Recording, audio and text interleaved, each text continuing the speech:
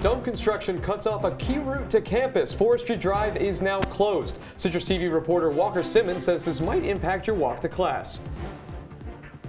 And the Southern Tier is getting a green boost. Find out who Governor Cuomo is giving nearly $200,000 to. And the impeachment trial starts to wrap up. Teams on both sides give their closing arguments today. See how it all went down on the Senate floor tonight on Live at 6. News Live at 6 starts with breaking news. Breaking this evening, DPS is investigating yet another racist incident here on campus. Good evening, I'm Conor Wight. And I'm Sabrina Maggiore. DPS has added this incident to its online crime log this afternoon. According to DPS, they are looking into racist graffiti found on a stairway in Day Hall. That graffiti was found yesterday on February 2nd. This is the 25th bias incident on or near campus since November 7th and the 5th in Day Hall alone. DPS is asking anyone with information to either call them at 315-443-2224, make use of the silent witness tool, or visit the Stop Bias website. Dome construction might impact your morning commute to class. Forestry Drive right by the Dome and ESF is closed down tonight. Our reporter Walker Simmons is live at Forestry Drive with more details on this road closure.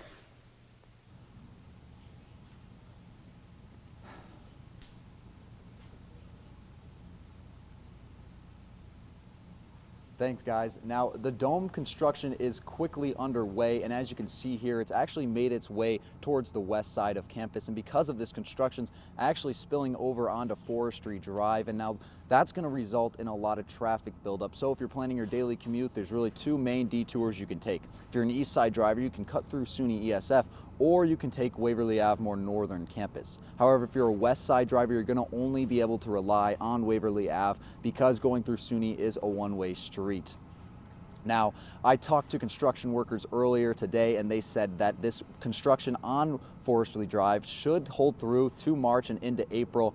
And because of this, based on the plan that they were given, the roof of the dome should be taken down around that time. Now, the exterior of the dome construction should be done around July 2020. However, based on what construction workers said, there's a lot more to do interior of the dome, and so that's why there's no specific set date for this construction to end. Now, as you can see, the road is closed, but the sidewalk is not, so any pedestrian wanting to walk through here still can. However, Syracuse does warn students this is a construction site, so paying attention and keeping an open eye is definitely something to keep in mind as you continue your day.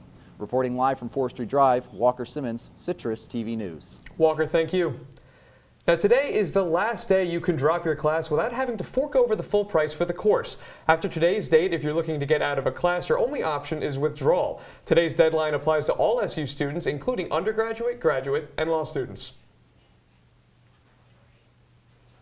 For Black History Month, SU is hosting a lineup of events. These include musical performances, a martial arts expo, and a 3-on-3 basketball tournament. The Office of Multicultural Affairs Coordinator Cedric Bolton says the goal is to celebrate. He says the events will bring the history and traditions of the African diaspora. Events can be found on multicultural.syr.edu. Also on campus, February is known as Frisky February. The 4th annual Sexual Health Awareness Month kicks off today, and there's a slew of events coming up. All of them focus on sex and relationship education. Life Sciences hosted a sexual health resource fair today from 10:30 to 3. The next event is the annual drag show preliminaries on Thursday. You can buy tickets for $3 each through the online My Tickets site. And a new exhibition celebrating 150 years of learning at Syracuse University Libraries opens today. The exhibition, titled Let the Reader Emerge, focuses on Syracuse's libraries as an evolving learning space and features a collection of manuscripts, rare books, and other materials. A smaller collection of materials is also on display in Carnegie Library. The exhibition will remain open until mid-May. And son of music legend Jon Bon Jovi is headed to Q's. Jake Bon Jovi announced his acceptance to Syracuse University on his Instagram last night and added, quote, "and they said it would be impossible." There's no word yet on what school Jake is attending or what major he plans to study. The rock star also posted about his son's university acceptance on Instagram. Bon Jovi has sold over 100 million records worldwide and won a Grammy for the classic Who Says You Can't Go Home. Now, Sabrina, speaking of John Bon Jovi, I think we've all been living on a prayer for some sun here in Syracuse, and we got it today. We did. We had a little bit of sun earlier today. We walked out today, and there was still sunlight outside. That was a beautiful, kind of rare thing to see. But we have Emily Karp in studio. Let's see what the weather's going to look like moving forward. Emily? Thanks, guys. And so right now we're seeing an average temperature of 38 degrees in the Syracuse area, pretty cloudy skies, and high winds around 12 miles per hour coming from the southwest direction. And as we move into tonight, a little bit chillier at 29 degrees. It's going to be cloudy throughout the evening, though the winds will slow down at around 3 miles per hour. And as we move into tomorrow, I would expect some showers, possibly some snow as we move throughout the day, though it will be a little bit warmer at 40 degrees and 5 to 10 mile per hour winds coming from the northwest direction.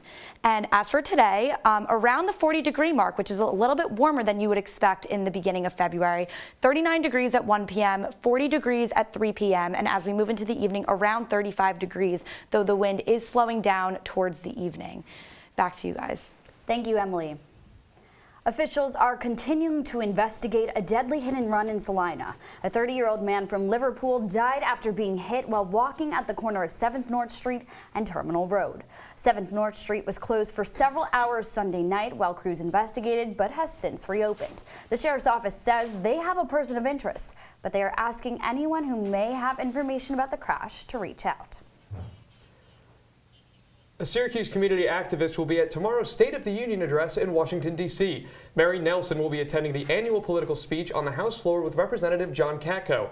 Nelson runs the Mary Nelson Youth Center on South Salina Street, and Katko says he invited Nelson because of her charity work. The representative says he's concerned about poverty assistance and gang violence here in central New York. And Governor Cuomo is increasing safety standards for the limousine industry after a deadly 2018 crash. The bill he signed today includes a 10-point plan for reforming state laws. There are new seatbelt requirements, increased penalties for illegal U-turns, as well as new license requirements. The new law also allows for the state to impound limos if they don't pass inspection. Authorities say this could have prevented the limo involved in that 2018 crash from operating.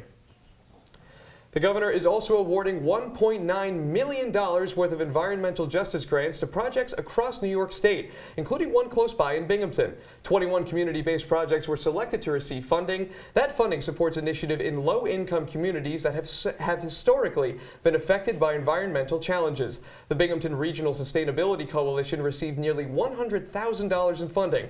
That money will go towards a project which analyzes barriers to adopting energy conservation policies.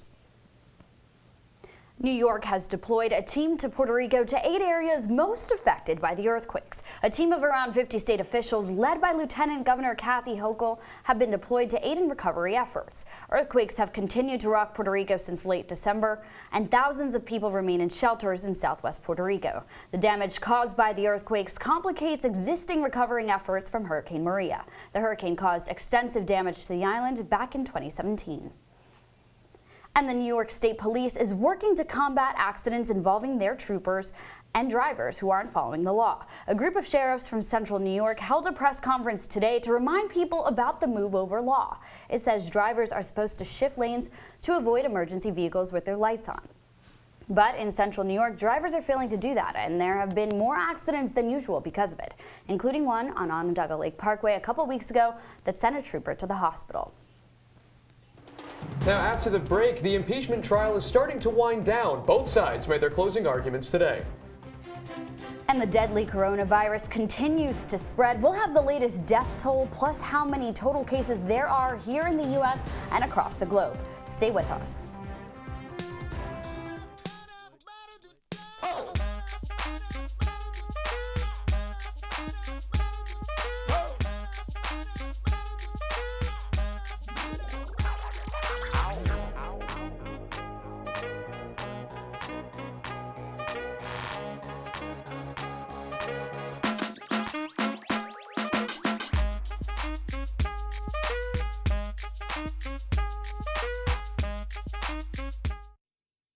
There are 16 million children struggling with hunger in America. This is a serious problem, but one we can solve. Visit feedingamerica.org to help. Together we can solve hunger. Together we're feeding America. Maybe he's really focused. Maybe he likes spinning the wheels. Maybe he just loves trucks. Preoccupation with objects is one early sign of autism. Learn the others today. Here we go. We're gonna go out there in the rain. You're gonna get wet. All right, here we go. Go,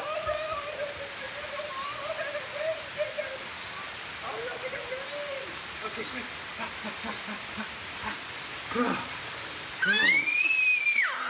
Oh yeah, yes. So much fun. Mwah. It's so wet.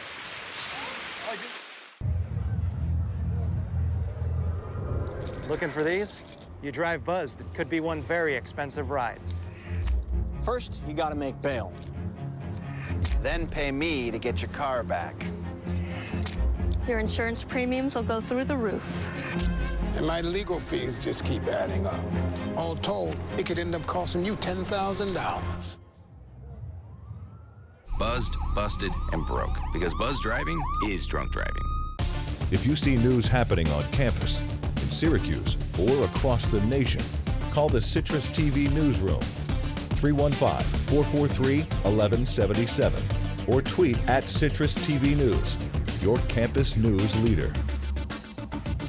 The impeachment trial is likely to end this week as both sides made closing arguments today. This comes after the Senate rejected calling new witnesses on Friday, a vote that fell primarily on party lines. Republicans Susan Collins and Mitt Romney were the only GOP senators to vote in favor of witnesses. President Trump is set to deliver his State of the Union address tomorrow night. Several prominent Republican senators, including Lindsey Graham, are advising Trump to avoid the topic of impeachment during that address. According to analysts, the Senate will likely acquit the president on Wednesday. New York Senator and Senate Minority Leader Chuck Schumer is calling the entire process a sham.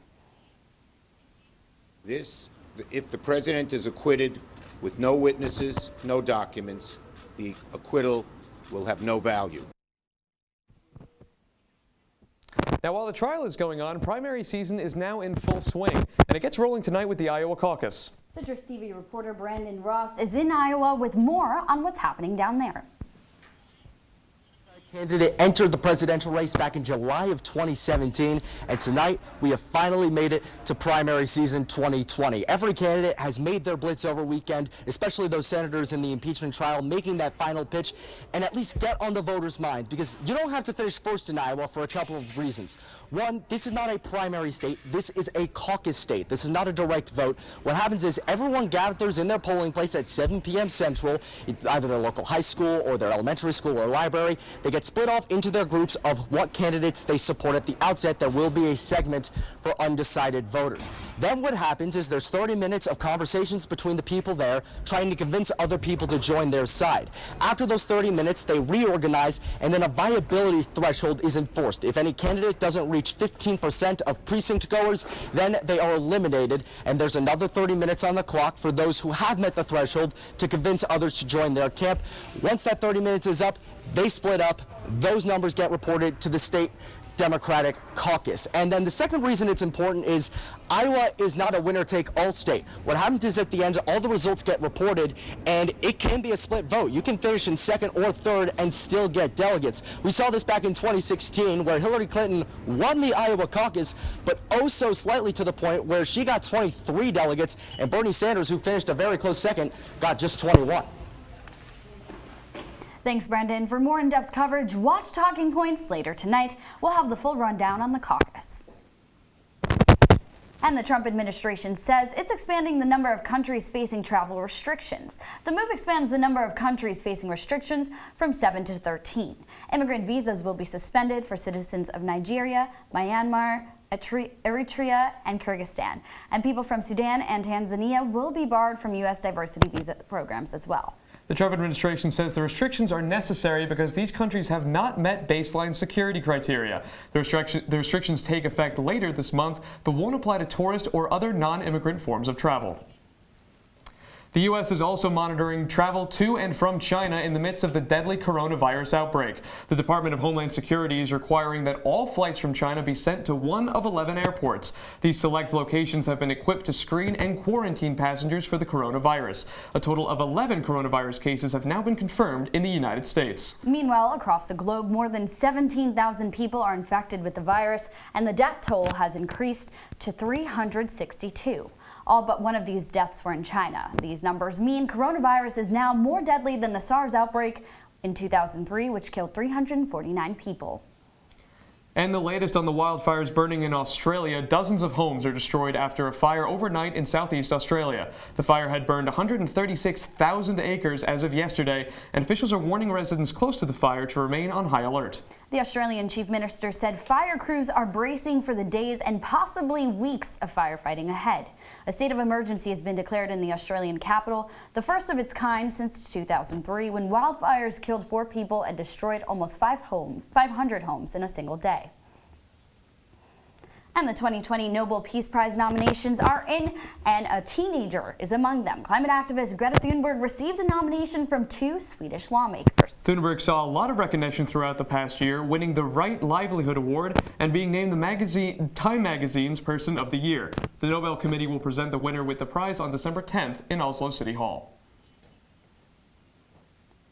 New details on the London stabbing that took place yesterday. The British government is now looking to change the laws concerning the imprisonment of convicted terrorists. This comes after a recently released Islamic militant stabbed 2 people in South London yesterday. Following yesterday's incident and another attack at the end of November, Prime Minister Boris Johnson says the government will crack down on radicalized prisoners. The state is considering plans to stop the early release of convicted extremists, increase terror sentences,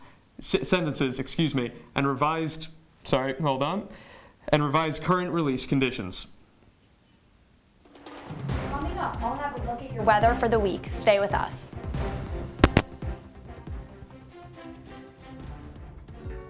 Your girls have been with you through every moment of your life. They were with you when you felt unbreakable. With you that time you felt most alone. And with you when you realized you would never be. They were with you when you shared your love with the world. And with you when she became your world. Your girls have never left you. They're still with you right now. But how well do you know them? Knowing your breasts can save your life.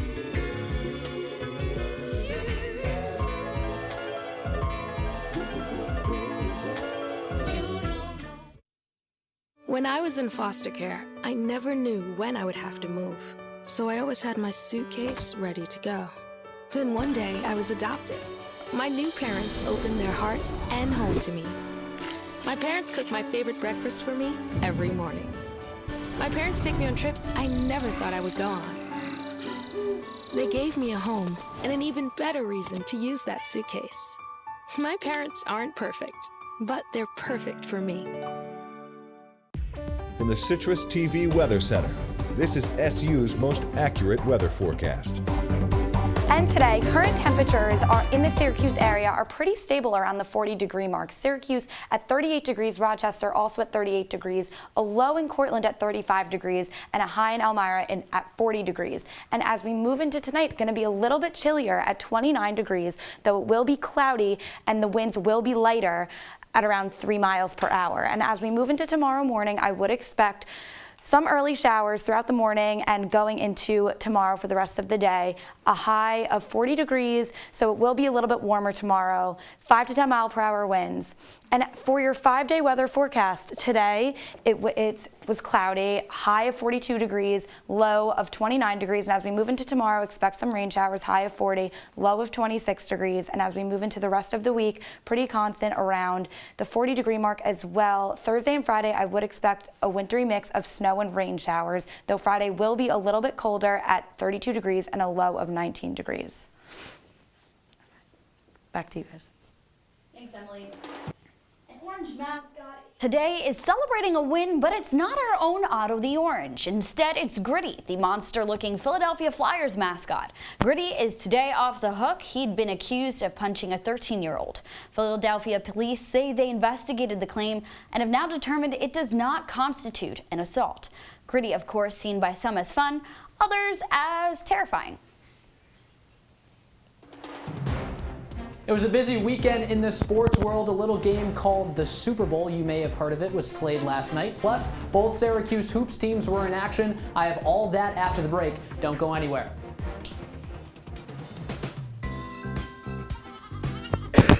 Sports.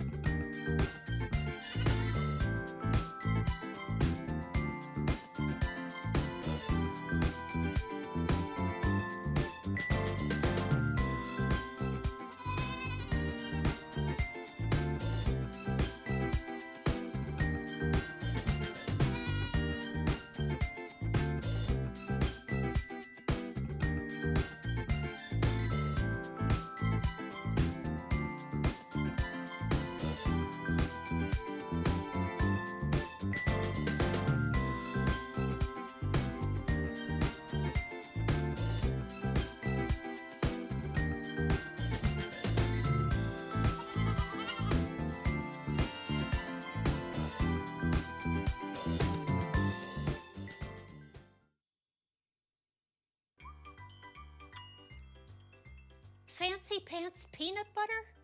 A big screen television? You haven't even bought a sofa yet. A motorcycle?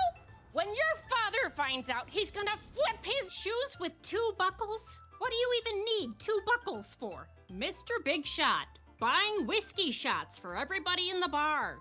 From the looks of it, I'd say nobody even remembers. Feed the pig.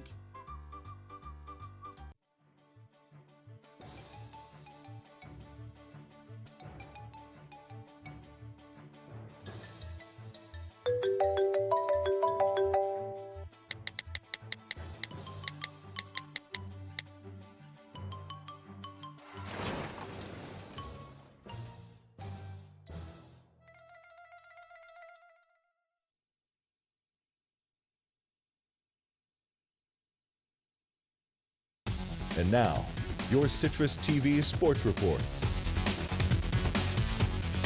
All eyes were on the city of Miami last night. Welcome into sports. I'm Jaron May. It was the biggest night of the year for football fans as the Kansas City Chiefs and the San Francisco 49ers squared off in Super Bowl 54. The game was hyped up for weeks, and boy, did it not disappoint.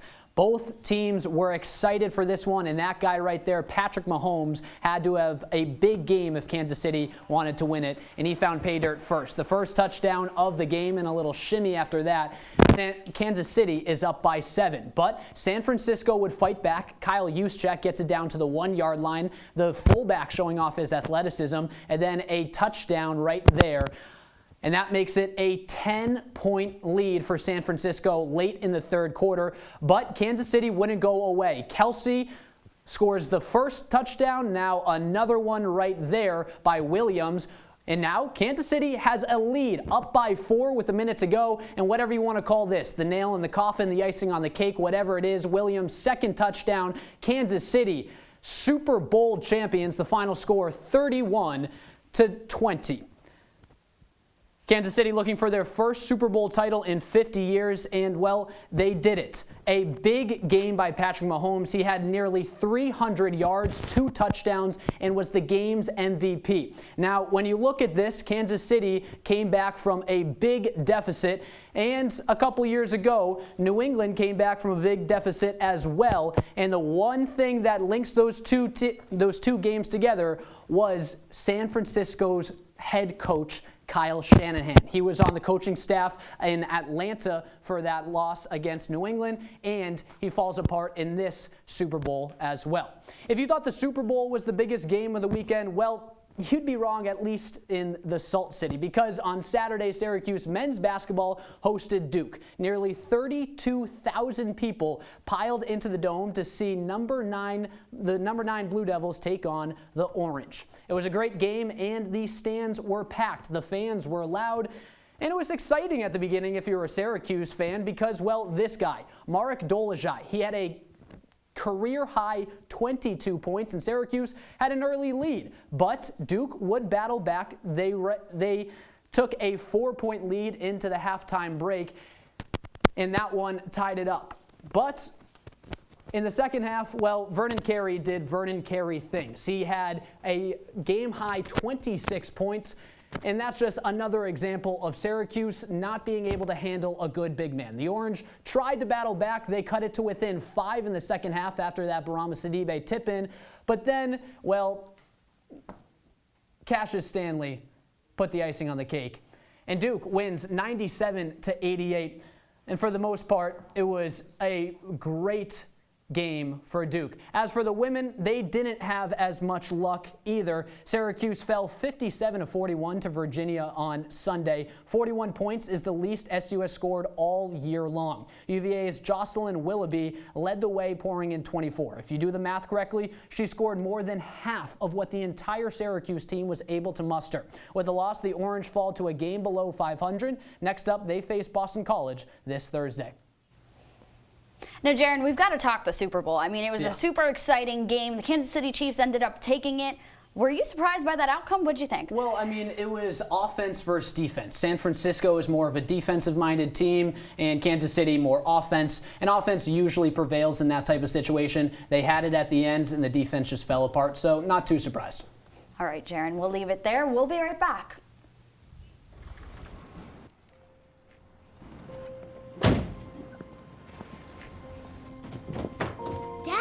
They took over my bedroom. Come on, come on. Okay, Dad. 1, 2, 3. Dad!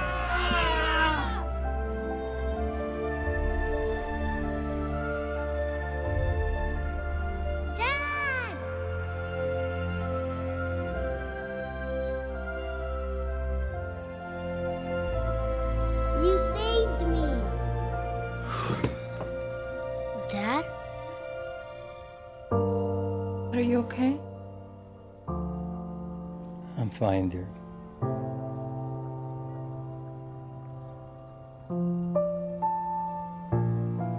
Your hero needs you now, and AARP is here to help. Find the care guides you need at aarp.org/caregiving. Did you hear about the pony with a sore throat? He was a little horse. Can I tell you a cat joke? Just kidding. Why couldn't the Why was the basketball court all wet? Why? Because the players kept dribbling all over it. Where did cats go on vacation? New York.